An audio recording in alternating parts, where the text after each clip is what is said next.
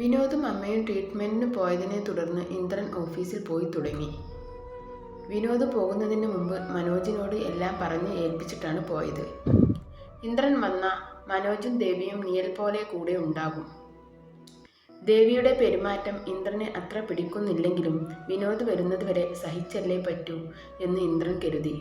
അത് നന്നായി ദേവി മുതലാക്കാൻ നോക്കുന്നുണ്ട്. എപ്പോഴും ഓരോ ഫയലുകളും എടുത്ത് ദേവി ചെല്ലും. ഇന്ദ്രൻ മാക്സിമം ഒഴിവാക്കി വിടും. ഡെയ്സിയും മിനിയും നാൻസിയും ധന്യയും ലഞ്ച് ബ്രേക്ക് ടൈമിൽ ക്യാൻറ്റീനിൽ ഇരിക്കുമ്പോൾ എൻ്റെ ഡെയ്സി ചേച്ചി എന്ന് ലുക്കാണ് ആ മനുഷ്യൻ. നാൻസി ചോറ് വായിൽ വെച്ചുകൊണ്ട് പറഞ്ഞു. അത് ശരിയാ, വിനോദ് സാറൊന്നും ഇന്ദ്രൻ സാറിന് മുന്നിൽ ഒന്നുമല്ല. മുഖത്തൊന്ന് ചോര തൊട്ടെടുക്കാം. പുള്ളിയെ ഞാനൊന്ന് പ്രേമിച്ചാലോ? ധന്യ ചിരിച്ചുകൊണ്ട് പറഞ്ഞു. ആ, പോയി കയറിക്കോട്. നിന്റെ പല്ലും നഖവും മിച്ചം കിട്ടിയ നിന്റെ വീട്ടുകാർ അത് വല്ല കുളത്തിലോ മറ്റോ ഒഴുക്കിക്കോളും. ഡെയ്സി കളിയാക്കി പറഞ്ഞു. ദേ ചേച്ചി, അങ്ങോട്ട് നോക്കിയേ. നാൻസി മുന്നിലേക്ക് കണ്ണു കാണിച്ചു. ഫോൺ ചെയ്ത് ചിരിച്ചുകൊണ്ട് പുറത്തു നിന്നും കയറി വരുന്ന ദേവി കാറിൻ്റെ ചാവി കറക്കി പരസ്പരം മറന്ന പോലെയാണ് നടപ്പ്. അവളെ സമ്മതിക്കണം.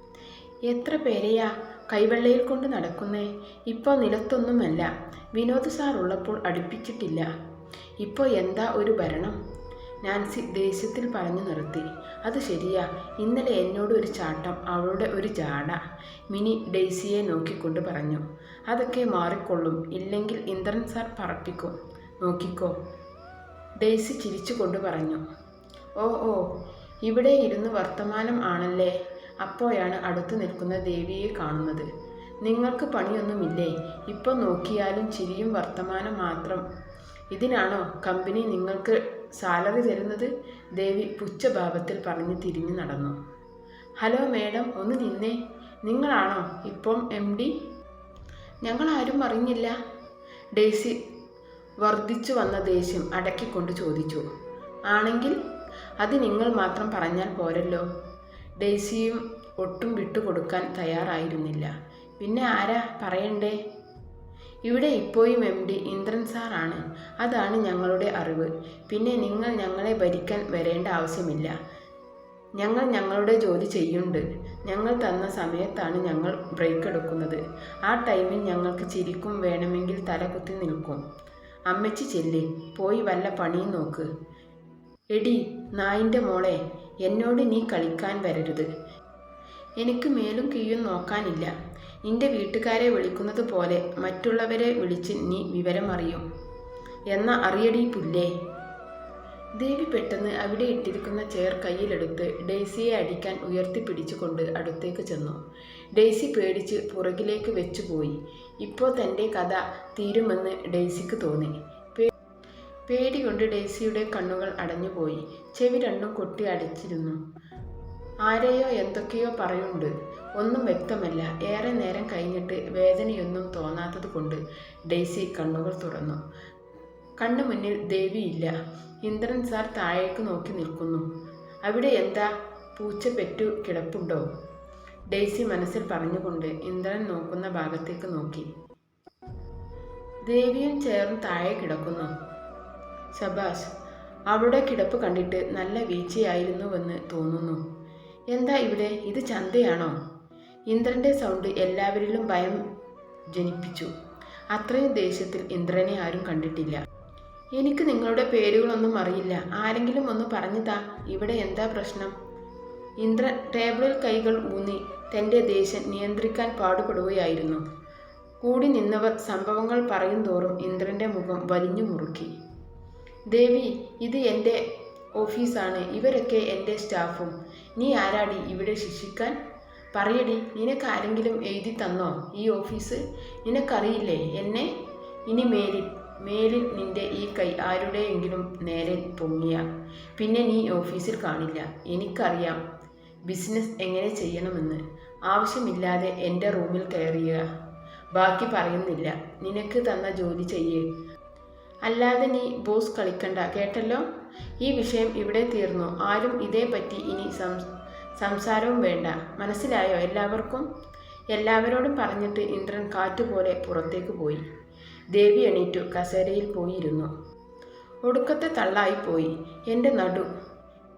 നിന്റെ അവസാനം എൻ്റെ കൈ കൊണ്ടായിരിക്കും. നീ എഴുതിത്തരും. അതിനുള്ള വഴിയൊക്കെ എനിക്ക് അറിയാം. ഇന്ദ്രൻ പോയ വഴിയിലേക്ക് നോക്കി ദേവി ദേഷ്യത്തിൽ സ്വയം പറഞ്ഞു. അച്ചു കണ്ണുകൾ തുറന്ന് കുറച്ചു നേരം കിടന്നു. അച്ചുവിൻ്റെ നെഞ്ചിൽ ഒരു പൂച്ചക്കുഞ്ഞിനെ പോലെ തല വെച്ച് കിടക്കുന്ന അപ്പുവിനെ കണ്ടപ്പോൾ അച്ചുവിന് ചിരി വന്നു. എന്തൊരു പാവം! കിടപ്പ് കണ്ടോ? ഈ മനുഷ്യനാണോ ഇന്നലെ എന്തായിരുന്നു? ചിരിയോടെ പറഞ്ഞുകൊണ്ട് അപ്പുവിനെ ഉണർത്താതെ തലയെടുത്ത് തണലിലേക്ക് വെച്ചു. അച്ചു ക്ലോക്കിലേക്ക് നോക്കി. ഈശ്വരാ, 7:55. ഇത്ര നേരമായി ഞാൻ ഉറങ്ങിയോ? ഇന്ന് അമ്മ എന്നെ വലിച്ചു കീറി ഭിത്തിയിൽ ഒട്ടിക്കും. അച്ചു വേഗം എണീറ്റ് ഒരു പുതപ്പെടുത്ത് ചുറ്റി കട്ടിലിൽ നിന്നും ഇറങ്ങി. സെൽഫിൽ നിന്നും മാറാനുള്ള ഡ്രസ്സും എടുത്ത് കുളിക്കാൻ കയറി. അരമണിക്കൂർ കഴിഞ്ഞ് അച്ചു ഫ്രഷായി ഇറങ്ങി വന്നു. കണ്ണാടിക്ക് മുന്നിൽ നിന്നുകൊണ്ട് മുടി ചീവി ഒതുക്കി നെറ്റിയിൽ ഒരു പൊട്ടും സീമന്തരേഖയും സിന്ദൂരവും അണിഞ്ഞു. കണ്ണാടിയിൽ കൂടി അപ്പുവിനെ ഒന്നും കൂടി നോക്കിയിട്ട് മുറി വിട്ട് വേഗം പുറത്തേക്ക് നടന്നു. ആ, എണീറ്റോ? ഇത്ര നേരം കിടന്നുറങ്ങുന്നത് അത്ര നല്ലതല്ല. നാളെ മുതൽ നേരത്തെ എണീക്കണം കേട്ടല്ലോ. ഇത് അപ്പുവിന് കൊടുക്ക്. എണീറ്റോ മോൻ? രാധ അല്പം കനത്തിൽ പറഞ്ഞുകൊണ്ട് ഒരു ഗ്ലാസ് ചായ എടുത്ത് അച്ചുവിന് നേരെ നീട്ടി. അതൊന്നും വേണ്ട അമ്മായി, അപ്പുവും നേരത്തെ എണീറ്റോളൂ. അവനും ഞാനും കൂടിയല്ലേ എല്ലാം ചെയ്യുന്നേ. അല്ലെങ്കിലും ഇപ്പോൾ അടുക്കളയിൽ ആണും പെണ്ണും വ്യത്യാസമൊന്നുമില്ല. പണ്ടാ പെണ്ണുങ്ങൾ അടുക്കളയിൽ ജീവിക്കുന്നത്. ഇപ്പോൾ അതൊന്നും നടക്കില്ല. പാർട്ണർഷിപ്പ് വർക്കാണ് ഇപ്പോൾ. അമ്മായിക്ക് അറിഞ്ഞിട്ടാ? മായ ചിരിയോട് പറഞ്ഞു. നിങ്ങൾ അമ്പലത്തിൽ രാവിലെ പോണുണ്ടോ? മായ അച്ചുവിൻ്റെ അടുത്ത് വന്ന് ചോദിച്ചു. എൻ്റെ ചേച്ചിയുടെ പൊന്നാങ്ങളയോട് ചോദിക്ക്. ഇതുവരെ എണീറ്റില്ല. കൂടെ കിടന്ന ഞാൻ എണീറ്റത് പോലും അറിഞ്ഞില്ല. രാധ കേൾക്കാതെ അച്ചു ചിരിച്ചുകൊണ്ട് മായയോട് പറഞ്ഞു. അവൻ ഉറക്കഭ്രാന്തനാണ്. അതെ, എനിക്ക് ആരതിയുടെ വീട്ടിലേക്കൊന്ന് പോകണം. അതു കഴിഞ്ഞ് വന്ന് ഞാൻ തിരിച്ചു പോവും. ഉച്ചക്ക് പോയ വൈകുന്നേരം അങ്ങ് എത്താം. വീട്ടിൽ നിന്നും സാധനങ്ങളെല്ലാം എടുത്ത് ധന്യയും നാൻസിയും എത്തുമ്പോൾ എനിക്ക് ഫ്ലാറ്റിലെത്താനോ? അത് വേണോ ചേച്ചി? ചേച്ചിക്ക് കുറച്ച് ദിവസം കൂടി നിന്നിട്ട് പോയാൽ പോരെ? അച്ചു മായയെ കെട്ടിപ്പിടിച്ചുകൊണ്ട് സങ്കടത്തിൽ ചോദിച്ചു. വേണ്ട, എൻ്റെ മോള് പോട്ടെ. എൻ്റെ കുഞ്ഞിനെ കാണുമ്പോൾ ചിലർക്ക് പിടിക്കുന്നില്ല. ഒരു ചീറ്റലും മൂളലും അതൊന്നും സഹിക്കേണ്ട കാര്യം എൻ്റെ മോൾക്കില്ല. പത്രം വായിച്ച് ഹോളിലിരിക്കുന്ന രഘുവിനെ നോക്കി രാധ കുറച്ചു കൂടുതൽ ശബ്ദമുയർത്തി ദേഷ്യത്തിൽ പറഞ്ഞു. അത് രഘുവിനെ കൊള്ളിച്ചാണ് പറഞ്ഞതെന്ന് അച്ചുവിന് മായക്ക് മനസ്സിലായി. അയ്യോ, അതൊന്നുമല്ല. എനിക്ക് ലീവില്ല അച്ചു. ഇപ്പോൾ കയറിയതേ അല്ലേ ഉള്ളൂ. 2 ആഴ്ച തന്നെ ലീവ് കിട്ടിയത്. മനോജ് സാർ ഒരുപാട് റെക്കമെൻഡ് ചെയ്തിട്ടാ. ഇപ്പോൾ ആണെങ്കിൽ വിനോദ് സാറുമില്ല. പിന്നെ നിങ്ങൾ പോകുന്നതിന് മുമ്പ് അങ്ങോട്ട് വാ. നിങ്ങൾ പോയിട്ടേ വാടക വീട് ഒഴിയുന്നുള്ളൂ. രഘു ഇതെല്ലാം കേട്ടിട്ട് പല്ലു ഞെരിച്ചുകൊണ്ട് പത്രവുമെടുത്ത് സിറ്റൗട്ടിലേക്ക് പോയി. അപ്പുവിനോട് പറഞ്ഞേക്ക് ഞാൻ ആരതിയുടെ വീട്ടിൽ പോയെന്ന്. അത് ആരതി ചേച്ചി അവിടെ ഉണ്ടോ? ഇല്ല, അവൾ രാഹുലിൻ്റെ വീട്ടിലാണ്. കല്യാണത്തിന് വന്നപ്പോൾ ആൻറ്റിയെ കണ്ടിരുന്നു. ഒന്ന് കാണാൻ തോന്നുന്നു അവരെയൊക്കെ. ചെല്ല്, ചായ ചൂടാറും. ഞാൻ ഇറങ്ങുവാ. ചേച്ചി കഴിച്ചില്ലല്ലോ? ഞങ്ങൾ ഇപ്പോൾ വരാം. ഞാൻ ചായ കുടിച്ചു. അതു മതി, ഞാൻ വേഗം വരും. അച്ചു ചായയും കൊണ്ട് ചെല്ലുമ്പോൾ അപ്പു കുളിക്കുകയായിരുന്നു. അപ്പു അലക്കാനുള്ള ഡ്രസ്സ് എടുത്ത് വേസ്റ്റ് ബെന്നിലേക്ക് ഇട്ടു കൊണ്ടിരിക്കുമ്പോഴാണ് അപ്പു ഇറങ്ങുന്നത്. അപ്പു സൗണ്ട് ഉണ്ടാക്കാതെ പുറം തിരിഞ്ഞു നിൽക്കുന്ന അച്ചുവിൻ്റെ പുറകിലേക്ക് വന്ന് വയറിൽ കൂടി കെട്ടിപ്പിടിച്ചു. അവൻ്റെ നെഞ്ചിലേക്ക് നിർത്തി. അച്ചുവിൻ്റെ മുടി ഒരു സൈഡിലേക്ക് മാറ്റി അപ്പു കഴുത്തിൽ ചുണ്ട് അമർത്തി. അമ്മു അറിയാതെ പൊങ്ങിപ്പോയി. പേടിച്ചു പോയോ എൻ്റെ അച്ചൂസ്? എവിടെയായിരുന്നു എൻ്റെ അച്ചു? രാവിലെ എണീറ്റ് എന്ന് പോകുമ്പോൾ എനിക്കൊരു മധുരം തരണം, ഇല്ലെങ്കിൽ എനിക്ക് വിശക്കും. പിന്നെയും അവൻ്റെ കൈയും ചുണ്ടും കുസൃതി കാണിക്കാൻ തുടങ്ങിയപ്പോൾ അച്ചു തടഞ്ഞു. ഏട്ടോ, വേണ്ടട്ടോ, അമ്പലത്തിൽ പോണം. ഇപ്പോഴോ? വൈകിട്ട് പോവാം. ഇപ്പോൾ എനിക്ക് വിശക്കുന്നു. ആദ്യം വിശപ്പ്, അത് തീർത്തിട്ട് മതി അമ്പലം. എന്നാ വാ, കഴിക്കാം. എല്ലാം ചേച്ചിയും അമ്മയും കൂടി റെഡിയാക്കി വെച്ചിട്ടുണ്ട്. ചേച്ചി എണീറ്റോ? ചേച്ചി ആരതി ചേച്ചിയുടെ വീട്ടിൽ പോയി. ഏട്ടനോട് പറയാൻ പറഞ്ഞു. എന്നോട് ഇന്നലെ പറഞ്ഞിരുന്നു. എന്നാ വാ, ഏട്ടൻ കഴിക്കാൻ. അമ്മു അതും പറഞ്ഞ് മുന്നിലേക്ക് പോകാൻ ആഞ്ഞപ്പോൾ അപ്പു അച്ചുവിനെ പിടിച്ചു നേരെ നിർത്തി. എങ്ങോട്ടാ ഈ പായുന്നേ? എൻ്റെ ഭാര്യ. എനിക്ക് വിശക്കുന്നു. എൻ്റെ വിശപ്പ് മാറ്റി തരില്ലേ? എൻ്റെ പെണ്ണ്. അപ്പുവിൻ്റെ കണ്ണിലെ പ്രണയം താങ്ങാൻ കഴിയാതെ അച്ചു തളർന്നിരുന്നു. അപ്പു അച്ചുവിനെ കയ്യിൽ കോരിയെടുത്ത് ബെഡിലേക്ക് കിടത്തി. വേണ്ട ഏട്ടാ, അമ്മയും അച്ഛനും എന്തു കരുതും? കഷ്ടമുണ്ട്. അമ്മ ചിലപ്പോൾ വരും. അമ്മായി വരില്ല. എന്ത് കഷ്ടം? ഇനി ഈ കഷ്ടം കൂടാതെ ഉള്ളൂ. എന്നാലും അവർ ബാക്കി പറയുന്നതിന് മുമ്പ് അപ്പു അച്ചുവിൻ്റെ ചുണ്ട് കടിച്ചെടുത്തിരുന്നു. ഇന്നലത്തെ ആക്രാന്തത്തിൽ ഒന്നും ഞാൻ കണ്ടില്ല.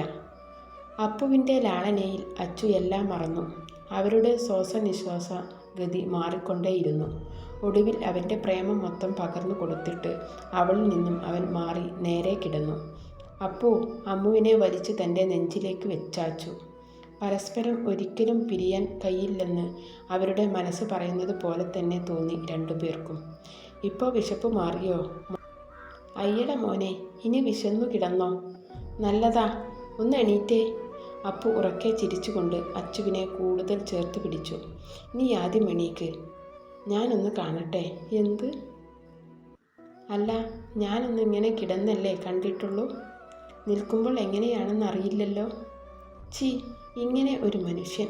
ഒന്ന് പോയേ, എനിക്ക് വിശക്കുന്നു. ഓ, ഞാൻ എണീറ്റോളാം. അപ്പു എണീറ്റ് ബ്ലാങ്കറ്റ് മൊത്തത്തിൽ ഒറ്റ വലി കൊടുത്തു.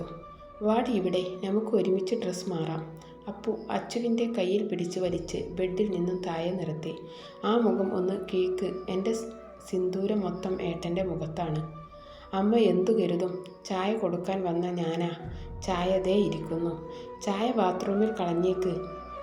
പിന്നെ ചുമ്മാ കരുതട്ടെ എൻ്റെ പെണ്ണേ, ഞാൻ നല്ല അധ്വാനിയാണ്. അതും പറഞ്ഞ് അപ്പു ചിരിച്ചുകൊണ്ട് വീണ്ടും ബെഡിലേക്ക് കിടന്നു. നാക്കിന് കുറച്ച് ലൈസൻസ് വേണം, ഇങ്ങനെ ഒരു മനുഷ്യൻ. അച്ചു കണ്ണാടിയിൽ നോക്കി മാഞ്ഞു പോയ പൊട്ട് തൂത്ത് കളഞ്ഞിട്ട് വേറെ തൊട്ടു. സിന്ദൂരം ഒന്നും കൂടി കടുപ്പിച്ച് കൊണ്ട് പറഞ്ഞു, എനിക്ക് എല്ലാത്തിനും ലൈസൻസ് കിട്ടി. കാണിച്ചു തരാണോ അപ്പു? അയ്യോ വേണ്ടയോ, ഇപ്പോൾ തന്നെ ഞാൻ കണ്ടു പേടിച്ചിരിക്കുക. ഒന്ന് വാ ഏട്ടൻ. വീണ്ടും കിടക്കണോ? വാ, അച്ഛനും അമ്മയും ഒന്നും കഴിച്ചിട്ടുണ്ടാവില്ല. എന്ത് കണ്ടാ പേടിച്ച്? ചേട്ടനോട് പറ. ഓ, ഒന്നുമില്ലേ. അച്ചു തിരിഞ്ഞു നിന്ന് കൈ കൂമ്പിക്കൊണ്ട് പറഞ്ഞു. ഞാൻ അത് വിട്ട്, അത് നമുക്ക് രാത്രി പറയാം. എനിക്ക് അപ്പോൾ കേട്ടാൽ മതി. പിന്നെ നിൻ്റെ അച്ഛൻ എണീറ്റോ? എണീറ്റല്ലോ. എന്താ ബാക്കി വിശപ്പ് അച്ഛൻ്റെ അടുത്ത് തിരക്കാനാണോ? അച്ചു അപ്പുവിൻ്റെ കയ്യിൽ പിടിച്ച് എണീപ്പിച്ചുകൊണ്ട് കളിയാക്കി ചോദിച്ചു. ആരെങ്കിലും അറിഞ്ഞുകൊണ്ട് ചാണാക്കുയിൽ ചാടുവോ? അപ്പു ചിരിച്ചുകൊണ്ട് മറുപടി പറഞ്ഞു. സമാധാനം കിട്ടിയോ എൻ്റെ അച്ഛനെ ചീത്ത വിളിച്ചപ്പോൾ? വാ, എനിക്ക് വയറ് വിശക്കുന്നു. ആ, എനിക്കും വിശക്കുന്നു. അപ്പു മുണ്ടൊന്നു കൂടി മുറുക്കി കൊടുത്തു. അച്ചുവിനെ ചേർത്ത് പിടിച്ചുകൊണ്ട് മുറി തുറന്ന് താഴേക്ക് നടന്നു. മായ ആരതിയുടെ വീട്ടിൽ ചെന്ന് ഡോർ ബെല്ലടിച്ച് കാത്തുനിന്നു. ഒരുപാട് വട്ടം ആരതിയുടെ കൂടെ വന്നിട്ടുണ്ട് ഇവിടെ. ആരതി അവളായിരുന്നു തനിക്ക് എല്ലാം. 4 വർഷം കഴിഞ്ഞു കണ്ടിട്ട് ഒരു ഫോൺ കോൾ പോലും തേടി വന്നില്ലല്ലോ. എൻ്റെ ആരതി, നീ എന്നെ മറന്നോ? ഓരോന്ന് ഓർക്കുമ്പോൾ മായയുടെ കണ്ണ് നിറഞ്ഞു തുളുമ്പിക്കൊണ്ടിരുന്നു. ആരിത്? മായക്കുട്ടിയോ? വാ മോളെ. ആരതിയുടെ അമ്മ മായയെ കയ്യിൽ പിടിച്ച് അകത്തേക്ക് കൂട്ടി. ആരതി വരാറില്ലേ? അങ്കിൾ എവിടെ? മായ കസേരയിലേക്ക് ഇരുന്നു കൊണ്ട് ചോദിച്ചു. അങ്കിൾ ജോലിക്ക് പോയി മോളെ. പിന്നെ ആരതിയുടെ കാര്യം എൻ്റെ മോളെ അതൊന്നും പറയണ്ട. അവരൊക്കെ വലിയ ആളുകളല്ലേ, ഇങ്ങോട്ട് അവളെ വിടില്ല. ഒരു ജോലി ഉണ്ടായിരുന്നു, അതും അവൻ പറഞ്ഞു കളഞ്ഞു. ഇപ്പോൾ അവിടുത്തെ സെർവൻ്റ് ആണ് അവൾ. അവൻ്റെ അമ്മ എല്ലാം തീരുമാനിക്കും.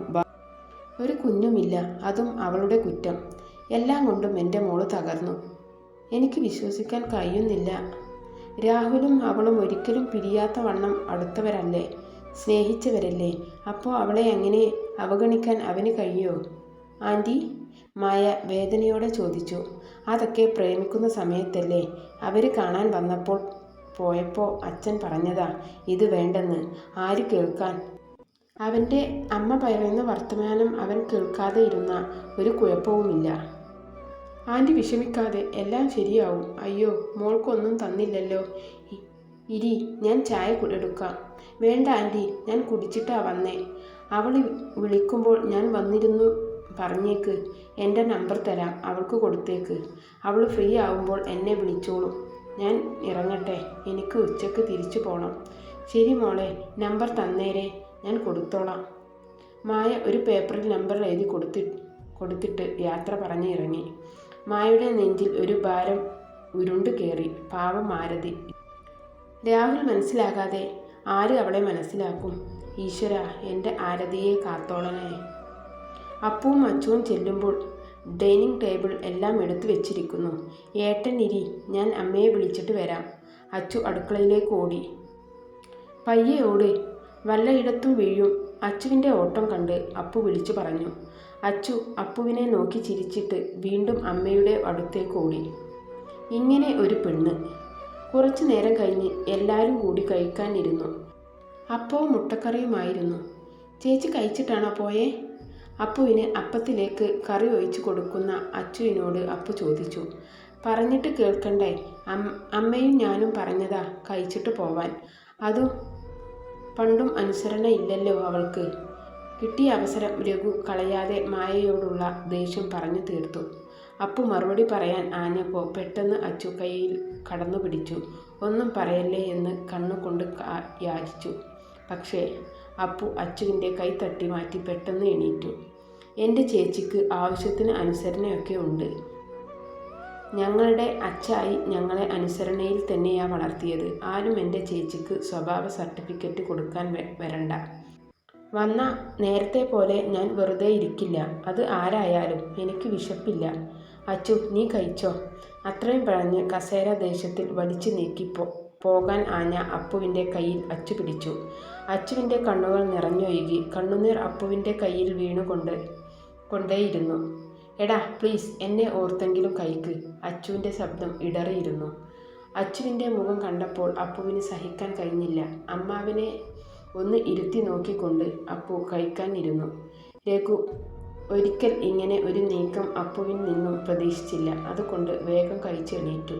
3 പേരും ഒന്നും സംസാരിക്കാതെ കഴിച്ചെണീറ്റു. രാധയ്ക്ക് രഘുവിനോട് വെറുപ്പ് തോന്നി. മായ വന്നപ്പോൾ തന്നെ റൂമിൽ പോയി റെഡിയായി വന്നു. അപ്പോഴേക്കും അമ്മായി കഴിക്കാനുള്ളത് എടുത്തു വെച്ചു. അപ്പുവും അച്ചുവും TV കണ്ട് ഹാളിലിരിക്കുന്നു. രഘു കഴിച്ചു കഴിഞ്ഞ് പുറത്തേക്ക് പോയി. രാവിലത്തെ സംഭവം രഘുവിനെ ആകെ പേടിപ്പിച്ചിരുന്നു. അപ്പുവിൻ്റെ മുഖത്തെ മാറ്റം. താൻ എന്തു പറഞ്ഞാലും തല താഴ്ത്തി നിൽക്കുന്ന അപ്പുവാണ്. ഇന്ന് തന്നെ തല്ലാനും മടിക്കില്ലെന്ന് രഘുവിന് മനസ്സിലായി. അപ്പു, ഞാൻ ഇറങ്ങാറായി. ഞങ്ങൾ കൊണ്ടുപോയി ആക്കാം. വാ അച്ചു, നമുക്ക് കാർ എടുക്കാം. അതിൻ്റെ കീ എവിടെ? റൂമിലാണ്. ഞാൻ ഇപ്പോൾ എടുത്തുകൊണ്ട് വരാം. നിങ്ങൾ ഇറങ്ങിക്കോ, അച്ചു സ്റ്റെപ്പുകൾ ഓടിക്കേറിക്കൊണ്ട് പറഞ്ഞു. എടി, അതിന് നീ എന്തിനാ ഇങ്ങനെ ഓടുന്നത്? പയ്യെ പോയി എടുത്തോണ്ട് വന്നാൽ മതി. എനിക്ക് വയ്യ ഇനി എടുത്തോണ്ട് ഹോസ്പിറ്റലിലേക്ക് ഓടാൻ. അപ്പു അച്ചുവിനെ നോക്കി പറഞ്ഞിട്ട് മായയുടെ കയ്യിൽ നിന്നും ബാഗ് മേടിച്ച് പുറത്തേക്ക് നടന്നു. പോട്ടെ അമ്മായി, ഇനി ലീവ് കിട്ടുമ്പോൾ വരാം. അമ്മാവനോട് പറഞ്ഞേക്ക്. കുറച്ചു നേരത്തിനു ശേഷം അച്ചു കീ കറക്കിക്കൊണ്ട് അങ്ങോട്ട് ചിരിച്ചു വന്നു. യാത്ര പറച്ചിൽ കഴിഞ്ഞില്ലേ? അച്ചു കീ അപ്പുവിന് കൊടുത്തുകൊണ്ട് ചോദിച്ചു. പോയി വാ മോളെ. രാധ സാരി തുമ്പ് കൊണ്ട് കണ്ണു തുടച്ചു. മായയുടെ നെറ്റിയിൽ ചുംബിച്ച് മായയെ കെട്ടിപ്പിടിച്ചു. 3 പേരും കാറിൽ കയറി. കാർ സ്റ്റാർട്ട് ചെയ്ത് വണ്ടി നീങ്ങിയപ്പോൾ മായ രാധയെ കൈ വീശി കാണിച്ചു. ബസ് സ്റ്റാൻഡിൽ കുറച്ചു നേരം കാത്തിരിപ്പിനു ശേഷമാണ് എറണാകുളത്തേക്കുള്ള വണ്ടി വന്നത്. അപ്പോൾ പറഞ്ഞ പോലെ നിങ്ങൾ പോകുന്നതിന് മുമ്പ് അങ്ങോട്ട് വാ. പോട്ടെ അച്ചു. അപ്പു, നിന്റെ ദേഷ്യം കുറക്കണം. മായ അപ്പുവിനെ കെട്ടിപ്പിടിച്ച് പുറത്ത് തട്ടിക്കൊണ്ട് അച്ചുവിൻ്റെ കയ്യിൽ പിടിച്ചുകൊണ്ട്, എൻ്റെ അപ്പുവിനെ നന്നായി നോക്കണേ. ഒരുപാട് ചേച്ചിക്ക് വേണ്ടി കഷ്ടപ്പെട്ടു. മായ അച്ചുവിൻ്റെ കവിളിൽ ചുണ്ടു ചേർത്തു. പെട്ടെന്ന് ബാഗ് എടുത്ത് ബസ്സിലേക്ക് കയറി ഒഴിഞ്ഞ സീറ്റിൽ പോയിരുന്നു. വണ്ടി പയ്യെ നീങ്ങി തുടങ്ങി. മായ അവരെ കൈവീശി കാണിച്ചു. തൻ്റെ പ്രിയപ്പെട്ടവർ കണ്ണിൽ നിന്നും മറയുന്നത് വരെ മായയുടെ കണ്ണു നിറയാതെ ശ്രദ്ധിച്ചിരുന്നു. എന്നാലും ഇപ്പോൾ അവളുടെ കണ്ണുകൾ നിറഞ്ഞിരുന്നു. തൻ്റെ അനിയനെ പിരിയുന്നത് ആദ്യമായാണ്. താൻ ഇനി ഒറ്റക്കായി. മായ പതുക്കെ സീറ്റിലേക്ക് കണ്ണുകൾ അടച്ച് ചാഞ്ഞു കിടന്നു. അപ്പുവിന് അതേ വിഷമമായിരുന്നു. തൻ്റെ ചേച്ചി താൻ ഒറ്റക്കാക്കി. അപ്പു അച്ചുവിൻ്റെ കയ്യിൽ മുറുകെ പിടിച്ചുകൊണ്ട് കുറേ നേരം അവിടെ തന്നെ നിന്നു. അച്ചുവിന് അപ്പുവിൻ്റെ ഹൃദയം വേദന നന്നായി മനസ്സിലാകാൻ കഴിയുന്നുണ്ടായിരുന്നു. അവനെ തന്നോട് ചേർത്ത് പിടിച്ച് അച്ചു ഒരിക്കലും ഒറ്റക്കാകില്ല ഉറപ്പു നൽകുകയായിരുന്നു. മായ ഹൃദയവേദനയോടെ എറണാകുളത്തേക്ക് അപ്പു അച്ചുവിൻ്റെ വീട്ടിലേക്കും